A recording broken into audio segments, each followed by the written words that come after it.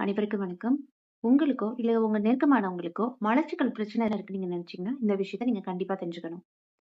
நம்ம உணவு உண்ட பிறகு செரிமானத்துக்கு அப்புறம் தேவையான சத்துக்கள உறிஞ்சினதுக்கு அப்புறம், நம்ம குடலானது கழிவுப் பொருட்கள மலமா வெளியேற்றுது.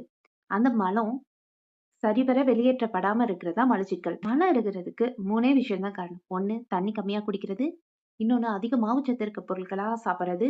3வது முக்கியமான விஷயம், மலத்த சரியான நேரத்துல வெளியேற்றாம இருக்கிறது. எந்த நேரத்துல வெளியேற்றணும் அப்படின்னா, காலையில சூரிய உதயத்துக்கு முன்னாடியே மலம் கழிக்கணும். சூரிய உதயத்துக்கு அப்புறம் நம்ம உடல்ல பித்தம் அதிகமாகுறதுனால மலம் இருக்க தான் செய்யும். எந்திரிக்கிறதே லேட்டா எந்திரிக்கிறதுனால சரியா டாய்லெட் போகாதனால தான் இந்த மலச்சிக்கல் பிரச்சனை ஏற்படுது. ஒரு நாளைக்கு 2 தடவ கண்டிப்பா மலம் கழிக்கணும். எந்திரிக்கிறதுக்கு முன்னாடி ஒரு 5 நிமிஷம் லெஃப்ட் சைடு சாஞ்சு படுத்திருந்தீங்கன்னா, ஆட்டோமேட்டிக்கா எந்திரிச்ச உடனே டாய்லெட் வரும். முடிஞ்ச அளவு காலையில 7 மணிக்குள்ள மலம் கழிக்க பழகிக்கங்க. ஆனாலும் எனக்கு பிரச்சனை இருக்குன்னா, மலாசனம், பவன முத்தாசனம், அபான வாயு இந்த மாதிரி ஆ யோகா ஆசனங்கள், முத்திரைகள பயன்படுத்தியும் தொடர்ந்து செஞ்சுட்டு வந்தும் நம்ம இந்த பிரச்சனைய சரி பண்ணலாம். லூஸ் மோஷனுக்கு டேப்லெட் போட்டீங்கன்னா, உங்க ரெக்டம் மட்டும் தான் கிளீன் ஆகும். கம்ப்ளீட்டா கட்ஸ் கிளீன் ஆகாது. அதனால இயற்கை முறையில ஒரு தடவ பேதிக்கு எடுத்துக்கலாம். டெய்லியுமே 2 வேள கழிச்சாலும், கொஞ்சம் கொஞ்சம் ரெசிடியூஸ் நம்ம குடல்ல இருக்க தான் செய்யும். இதற்கு தான் நம்ம முன்னோர்கள் ஒரு அற்புதமான வழிமுறைய நமக்கு சொல்லிக் குடுத்துட்டு போயிருக்காங்க. அதுதான் அமாவாசை விரதம். அமா அப்டின்னா ஆயுர்வேதத்துல என்னன்னா, குடல்ல தேங்கி இருக்கிற கழிவுகளும், அதை சுற்றி இருக்க கிருமிகளையும் தான் குறிக்கும். பொதுவா உங்களுக்கு அமாவாசைன்னா என்ன ஞாபகம் வரும்?